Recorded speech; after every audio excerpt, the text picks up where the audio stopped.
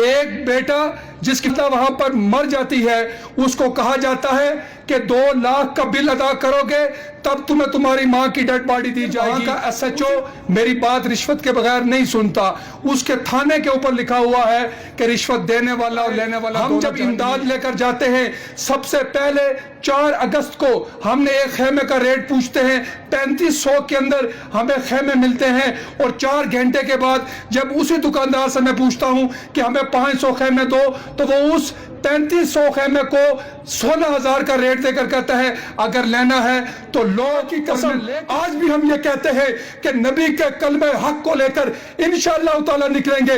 یہی نوجوان ان پارلیمنٹ کے اندر جا کر خدا کی قسم اللہ اکبر کی صدائیں بلند کرے گا انشاءاللہ تعالی۔ آج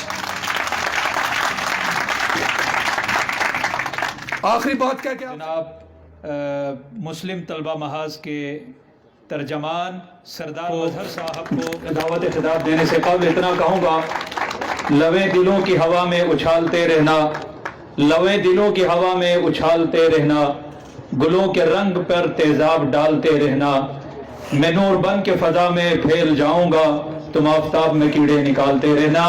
آپ کے سامنے گفتگو فرمائیں گے جناب سردار مظہر صاحب، آپ ترجمان ہیں مسلم طلبہ محاذ کے۔ السلام علیکم ورحمۃ اللہ وبرکاتہ۔ بسم اللہ الرحمن الرحیم۔ اے جنت تجھ میں حور و قصور رہتے ہیں، میں نے مانا ضرور رہتے ہیں، میرے دل کا طواف کر اے جنت میرے دل میں حضور رہتے ہیں۔ اور ہم نے سوکھی ہوئی شاخوں پہ اپنا لہو چھڑکا تھا، ہم نے سوکھی ہوئی شاخوں پہ اپنا لہو چھڑکا تھا، پھول اگر اب بھی نہ کھلتے تو قیامت کرتے، ہم نے ہر دور میں چھڑکا ہے صلیبوں پہ لہو اپنا، کون کہتا ہے ہم صاحب کردار نہیں۔ انتہائی واجب الاحترام قابل عزت احترام گلگت بلتستان کے خوبصورت لوگ، خوبصورت گفتگو، خوبصورت علاقہ، پہلی دفعہ میں آپ کے علاقے میں آیا ہوں، آپ کی مہمان نوازی کو دیکھ کر انتہائی خوشی اور مسرت ہوئی ہے۔ بالخصوص جتنے لوگ آپ یہاں پر تشریف لائیں، میں آپ کو یہاں پر آنے پر خوش آمدید بھی کہتا ہوں اور آپ کا شکر گزار بھی ہوں۔ وقت انتہائی مختصر ہے، میں صرف 5 منٹ کے اندر آپ کو وہ بھولا ہوا سبق جو ہمارے اکابرین نے ہمیں دیا تھا وہ یاد کروانے کی خود بھی کوشش کروں گا، آپ کو بھی بتاؤں گا کہ آج ایک دن قبل ہم نے گلگت بلتستان کا یوم آزادی بنایا ہے۔ خدا کی قسم یوم آزادی ان لوگوں سے پوچھے جو آج بھی قید و بند کی صحبتیں برداشت کر رہے ہیں۔ آپ فلسطین کے ان مسلمانوں سے پوچھیں کہ آزادی کیا چیز ہے، آپ شام کے مسلمانوں سے پوچھیں کہ آزادی کیا چیز ہے، آپ برما کے مسلمانوں سے، آپ عراق کے مسلمانوں سے، آپ مصر کے مسلمانوں سے، آپ مقبوضہ کشمیر کے ان مسلمانوں سے پوچھیں کہ آزادی کیا چیز ہے۔ آج جب ہمیں یہ آزادی مل چکی تو شاید اس نعمت کو ہم نہ سمجھ سکے، لیکن جب میں اپنے مسلمانوں کو دیکھتا ہوں تو مجھے اپنے اکابرین کے اوپر یہ خوشی ہوتی ہے کہ انہوں نے ہمیں ایک آزاد مملکت دی تھی۔ لیکن آزاد مملکت حاصل کرنے کے بعد جب میں تھانے کے اندر جاتا ہوں، میں جب وہاں پر پہنچتا ہوں اپنا مسئلہ لے کر جاتا ہوں، لیکن وہاں کا ایس ایچ او میری بات رشوت کے بغیر نہیں سنتا، اس کے تھانے کے اوپر لکھا ہوا ہے کہ رشوت دینے والا اور لینے والا دونوں جہنمی ہیں۔ کیا اکابرین نے آزادی اس لیے حاصل کی تھی کہ جب میں ہاسپٹل کا رخ کرتا ہوں وہاں کے ڈاکٹر جب پڑھنے کے بعد ان کو بتایا جاتا ہے کہ تم نے انسانیت کی خدمت کرنی ہے، ایک بیٹا جس کی والدہ وہاں پر مر جاتی ہے اس کو کہا جاتا ہے کہ 2 لاکھ کا بل ادا کرو گے تب تمہیں تمہاری ماں کی ڈیڈ باڈی دی جائے گی۔ اسی ہاسپٹل میں لکھا ہوا ہے کہ جس نے ایک شخص کی جان بچائی اس نے ساری انسانیت کی جان بچائی۔ کیا اس لیے یہ آزادی حاصل ہوئی تھی کہ جب میں بازار کے اندر جاتا ہوں وہاں کا تاجر وہاں پر ملاوٹ کرتا ہے، وہاں پر دھوکہ کرتا ہے؟ ہم جب امداد لے کر جاتے ہیں سب سے پہلے 4 اگست کو ہم نے ایک خیمے کا ریٹ پوچھتے ہیں، 3500 کے اندر ہمیں خیمے ملتے ہیں، اور 4 گھنٹے کے بعد جب اسی دکاندار سے میں پوچھتا ہوں کہ ہمیں 500 خیمے دو تو وہ اس 3500 خیمے کو 16,000 का रेट देकर कहता है अगर लेना है तो लो, और मैं ले किस लिए रहा हूं? अपने मुतासरीन भाइयों के लिए। और इसी ताजर की दुकान पर लिखा हुआ है कि जिसने मिलावट की वो हम में नहीं है। जब मैं अदालत के अंदर जाता हूं, जाकर अपना इंसाफ मांगता हूं जज साहब से, और जज साहब से ये लिखा हुआ है कि जब तुम दो फरीकों के दरमियान फैसला करो तो हक की बुनियाद पर करो। लेकिन जब मैं वहां पर जाता हूं, वहां का वडेरा अपने असर रसूख इस्तेमाल करके उस जज को खरीदता है, उस वकील को खरीदता है, और उसके बाद मां अपने कातिल को अदालत के अंदर पहचानने से इनकार कर देती है कि ये मेरे बेटे का कातिल नहीं है। क्या ये आजादी इसलिए हासिल हुई थी कि यहां पर मजलूम की आवाज सुनने वाला कोई ना हो? आज आप कचहरी के अंदर जाते हैं, 500 के अंदर आपको झूठा गवाह मिल जाता है। उसी कचहरी के अंदर लिखा हुआ है कि शिर्क के बाद अगर कोई सबसे बड़ा गुनाह है तो वो झूठी गवाही है। मेरे दोस्तों, ये आजादी हासिल हुई थी कुरान और सुन्नत के निजाम के लिए, ये आजादी हासिल हुई थी नबी के निजाम के लिए, ये आजादी हासिल हुई थी सैयदना उमर बिन खत्ताब के निजाम के लिए। लोगों ने 6 से 9 लाख मुसलमानों ने कुर्बानियां उस रियासत मदीना के लिए दी थी। जब मैं जाता हूं रियासत मदीना की तरफ, 1400 साल पहले आप जाएं, आप जाके उस रियासत को देखें। आज यहां पर पाकिस्तान जहां मैं रहता हूं इस्लामाबाद के अंदर, वहां 8 मार्च को औरत डे बनाया जाता है। वहां कहा जाता है मेरा जिस्म मेरी मर्जी। उनके नारे सुने जाए, वो कहते हैं हम औरतों के हुकूक के अलमबरदार हैं। हमारे मुसलमान भी कहते हैं कि इस माशरे के अंदर औरतों को हुकूक दिए जाएं। आप 14 साल पहले जाएं, आप जाकर नबी के दर पर जाएं। खुदा की कसम, जब औरतों की मंडियां लगा करती थी, अल्लाह के नबी ने इस औरत को हैसियत दी। अल्लाह के नबी ने फरमाया अगर ये बेटी है तो तुम्हारी इज्जत है, अगर ये तुम्हारी बहन है ये तुम्हारी आबरू है, अगर ये तुम्हारी बीवी है तो इसका खर्चा तुम्हारी जिम्मेदारी है, और अगर ये तुम्हारी माँ है तो इसके कदमों तले जन्नत ये तुम्हारी है। आप मुझे बताओ, 1400 साल पहले अल्लाह के नबी के पास एक खातून आती हैं, कैदी बनकर आती हैं, गैर मुस्लिम होती हैं। जब वो पास आती हैं, आप बिलाल हबशी से फरमाते हैं कि ये मेरी नबूवत की चादर इस बेटी के सर पर डाल दो। बिलाल हबशी फरमाते हैं या रसूलल्लाह ये तो काफिर की बेटी है। अल्लाह के नबी ने फरमाया ऐ बिलाल, बेटी बेटी होती है, चाहे वो मुसलमान की हो या काफिर की हो। 14 साल पहले बेटियों के हुकूक के अलमबरदार इस्लाम था। अल्लाह के नबी ने फरमाया कि जो 2 बच्चियों को जवान करके उसकी अच्छी तरह तालीम करके शादी करेगा, कल क़यामत वाले दिन वो मेरे साथ ऐसे खड़ा होगा।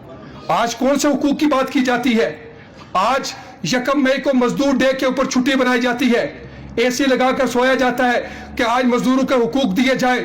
मुसलमान भी कहते हैं जी मजदूरों को हुकूक दिए जाए।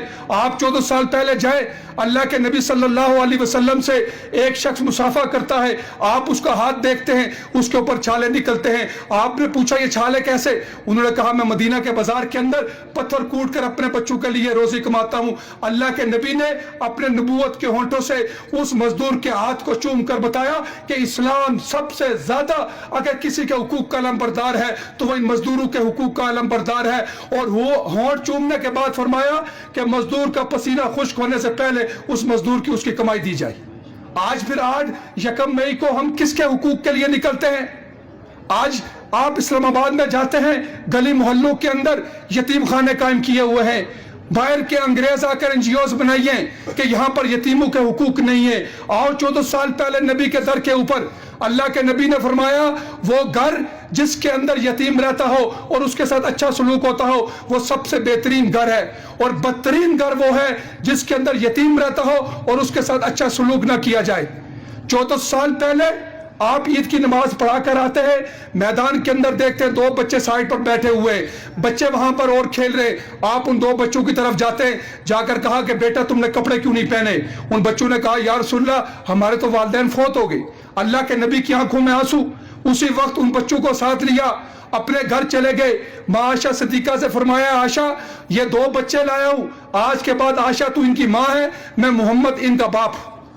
आज किन यतीम बच्चों की बात की जा रही है? बात तो यह है कि मुझे अपने असलाफ का पता नहीं, मुझे अपने नजरियात का पता नहीं।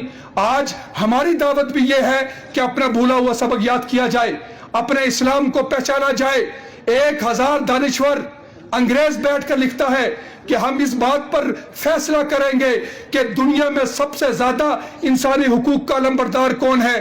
1000 دانشور جرمنی کے اندر بیٹھ کر یہ فیصلہ کرتا ہے کہ اس پوری دنیا کے اندر اگر کوئی انسانی حقوق کا علمبردار ہے تو وہ خلیفہ ثانی عمر بن خطاب رضی اللہ تعالیٰ عنہ، اور اس کے اوپر یہ فیصلہ لکھتے ہیں کس وجہ سے یہ دیا کہ جب آپ فلسطین کو فتح کرنے کے لیے جاتے ہیں، آپ نے اپنا غلام اسلم کو اپنی سواری پہ بٹھایا ہوتا ہے، اپنی ایک ٹوٹی ہوئی چپل یہاں پر رکھتے ہیں اور اس غلام کی سواری کو لے کر چلتے ہیں۔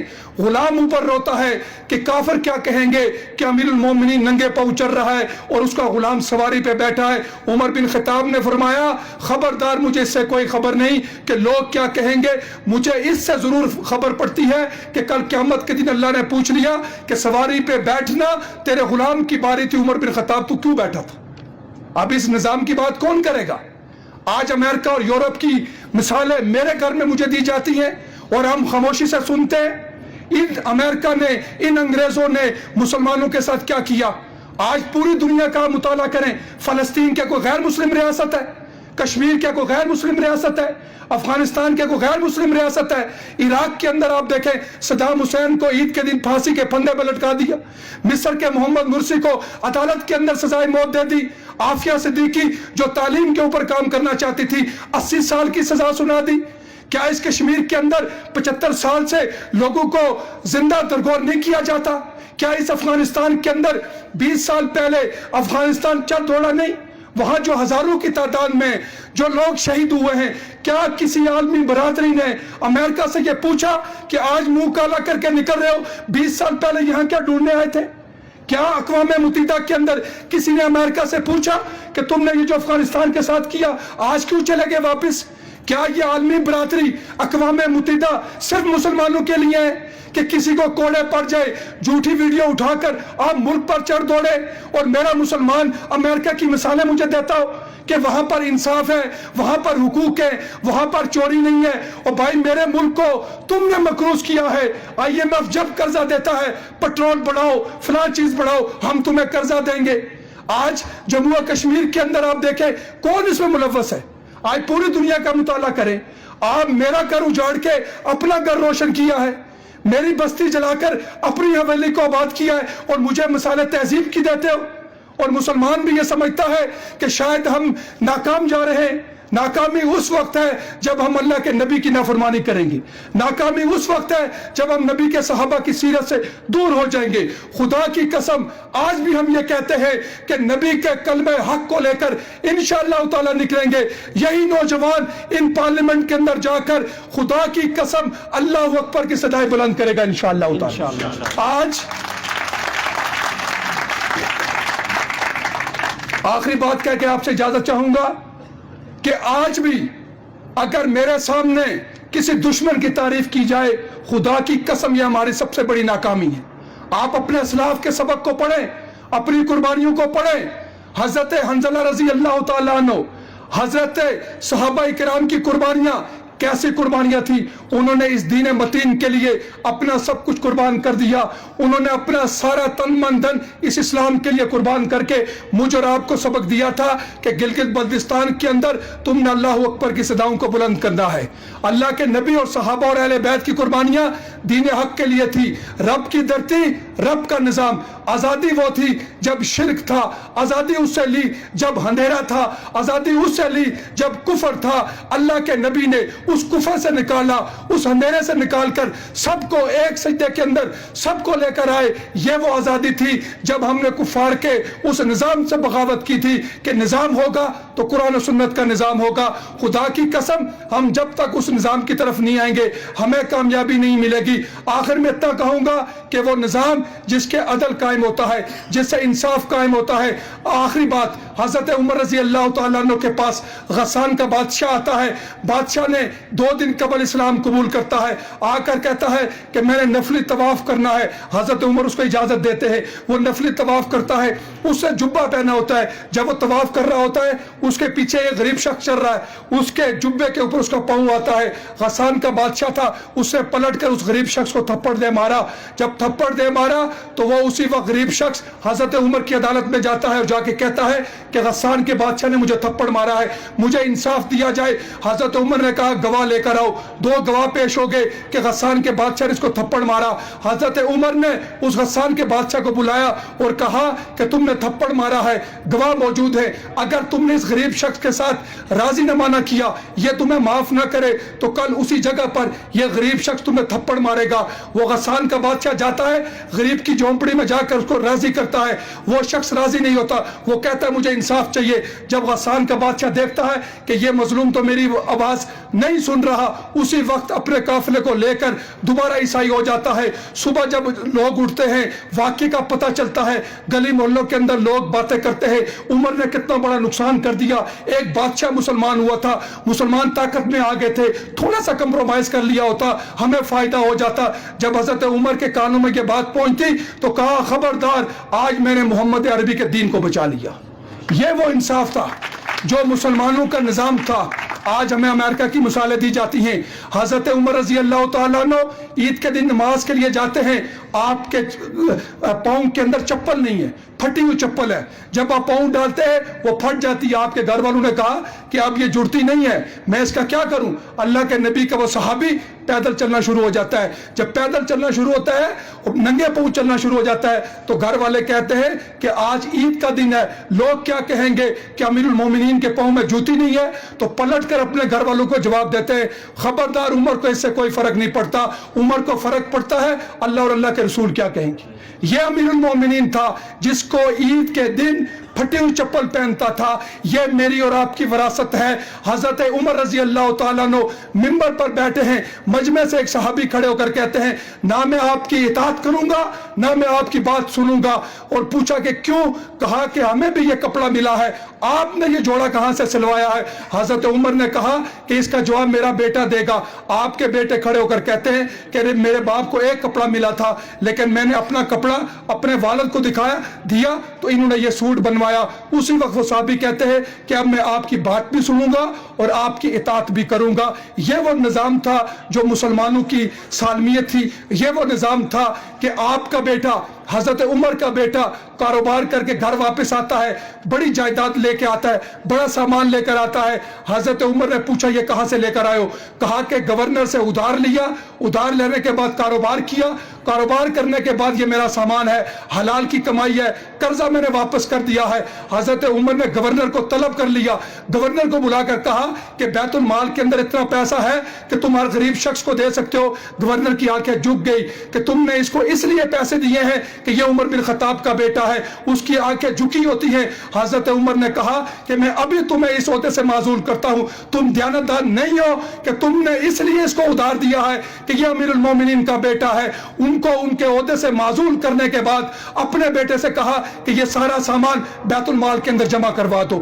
یہ وہ دور تھا جو آج جس کے لیے ہم محنت کر رہے ہیں. انشاءاللہ تعالی آپ کے گلگت بلتستان کے اندر یہ نظریاتی جدوجہد رہے گی. آپ لوگوں نے انشاءاللہ تعالی نظریاتی طور پر آپ نے مضبوط ہونا ہے, تعلیم حاصل کرنی ہے, تعلیم کے ذریعے انقلاب لانا ہے. ہماری بھی یہ سوچ ہے, یہ دن رات کے سفر خدا جانتا ہمارے پیٹ کے نہیں ہے, یہ دن رات کے سفر صرف اور صرف اللہ رب العزت کے اس نظام کے لیے. اور انشاءاللہ تعالی قبر کی پاتال میں اترنے تک ہم اس نظام کے لیے جدوجہد کریں گے جس نظام کے لیے اللہ کے نبی نے, صحابہ اور اہل بیت نے اور ہمارے اکابرین نے قربانی دی تھی. آپ سارے دوست کوشش کریں گے انشاءاللہ تعالی. جو کچھ کہا اللہ تعالیٰ سب سے پہلے مجھے اس پر عمل کرنے کی توفیق عطا فرمائے, آپ سب کو اس پر عمل کرنے کی توفیق عطا فرمائے. محبت کون کرتا ہے, سیاست کون کرتا ہے, مجھے معلوم ہے میری حفاظت کون کرتا ہے. ہم ہی نے لاج رکھی ہے بزرگوں کی یہاں, ورنہ سبھی ٹکڑوں پہ پلتے ہیں بغاوت کون کرتا ہے.